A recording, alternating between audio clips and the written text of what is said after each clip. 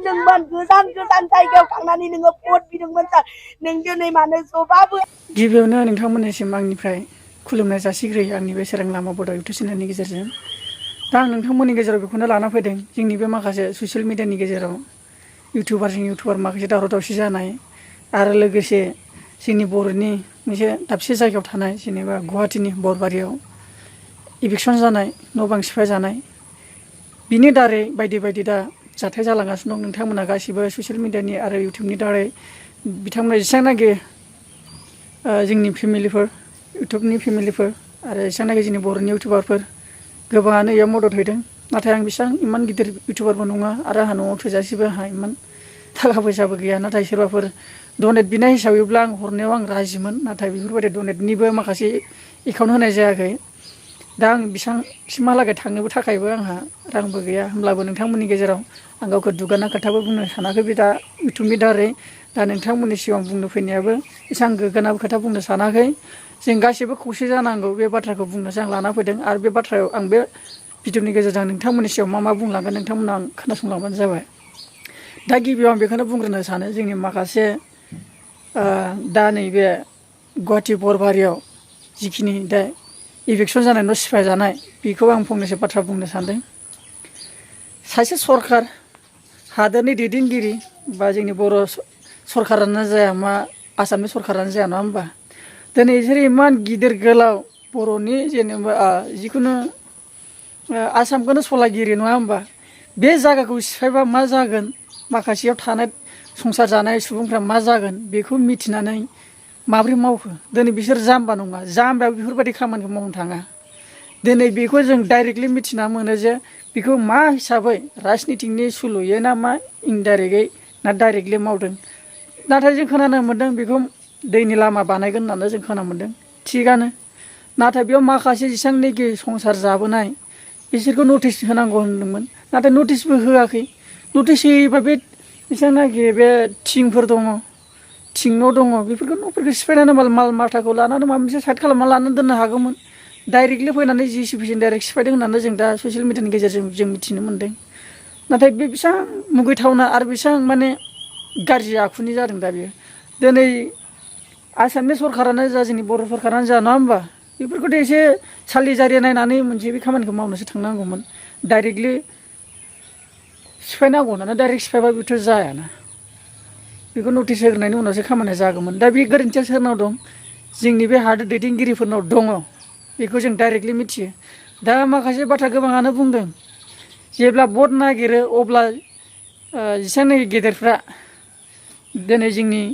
आथिङाव गंनानै जोंनि आसि मोनसेनि थाखाय भट होनो थाखाय जोंखौ हांख्रायो जोंनि सिगाङाव हान्थु खरायो जेब्ला बिथांमोना देरहासिगोन जेब्ला गावसोरनि आखायाव फैसिगोन अब्ला मा जायो दुगायो थिग बेबायदिनो गाव गावनि आखलखौसो दिन्थिना लानाय जादों थिग बेबायदिनो गाव गावनि समाजखौसो गाज्रि खालामना लानाय जादों जाय हादोरनि सिबिगिरि दैदेनगिरि हादोर फोसाबगिरि दिनै हारि आरो बर' जिखुनु जाथिफोरनि थाखायनो हादोरखौ मोजां लाखिनो थाखाय नों आंखौ मदद होनो थाखायसो बेखौ जोङो गायसनदोंबा दैदेनगिरि खालामदों नङा होमबा दिनै बिसोर दैदेनगिरियानो बेफोरबायदि बेखा खामानि मावोबा आरो फंसे खोथा बुङो जों पाब्लिकफोरजों बुंजाबा जाय दैदेनगिरि जायो बिसोरो गाज्रि मोनो गाज्रि मोनजानो दरखार गैया सोरबा बुजिना बुंदों सोरबा बुजियालाबानो बुंदों बेयाव खर' सानोबो दरखार गैया आं मा मावनांगौ आंहा बे थांखिखौ लानांगौ मानो होनबा आं दिनै हारिनि थाखाय सासे आं दैदेनगिरि सासे आं एमएलए मिनिस्टार जादोंब्ला आं बे खामानिखौ आं मावनो हानायखौ आं मावसिगोन मावनो हायैखौ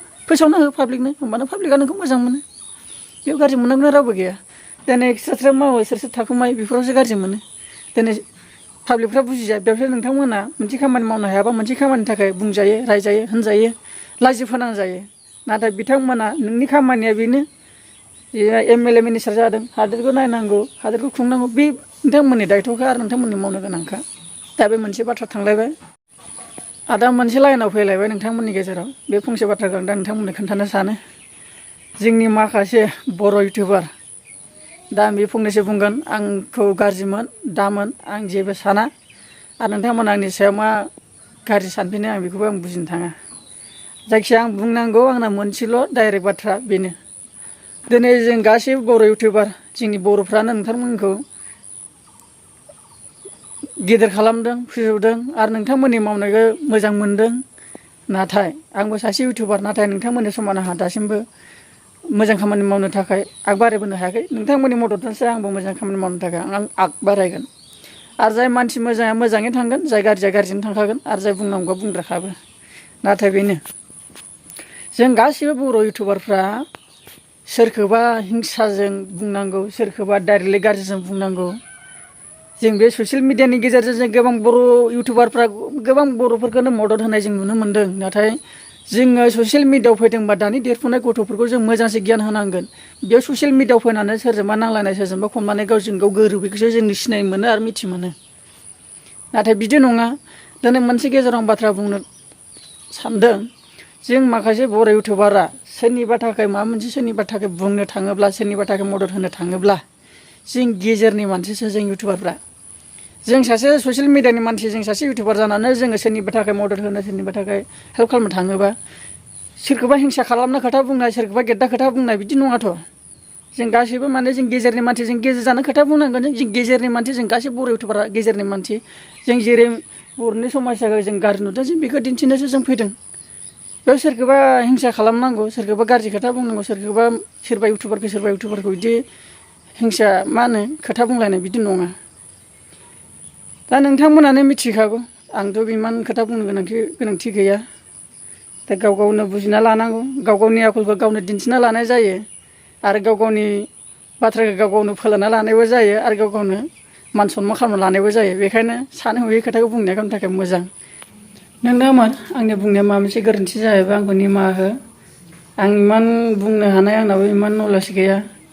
दा बेनो, आंथ' पाब्लिकनि जानानैसो आं खोथा बुंनो सानो। आं गासिबो पाब्लिकनि साननाय लुबैनाय खोथाखौसो आं बुंगोन। मानो होनब्ला जों ससियेल मिडियाआव फैदोंबा जों मोजांखौसो मावनानै दिन्थिनांगोन। बेयाव गाज्रि आखुनि बिदि नङा आरोना। माने बहुद आं लाजिनाय मोन्दों गावखौनो। बेफोरबायदि जानाङा आरोना। बेखिनियानो। नोंथांमोन माबा मोनसे गोरोन्थि जादोंबा निमाहा होबानो जाबाय। आरो नोंथांमोन भिडिअखौ लाइकल' होनांगौ, साबस्क्राइब खालामाबाबो। बेखौनो आं नोंथांमोननो बुंनाय जाबाय।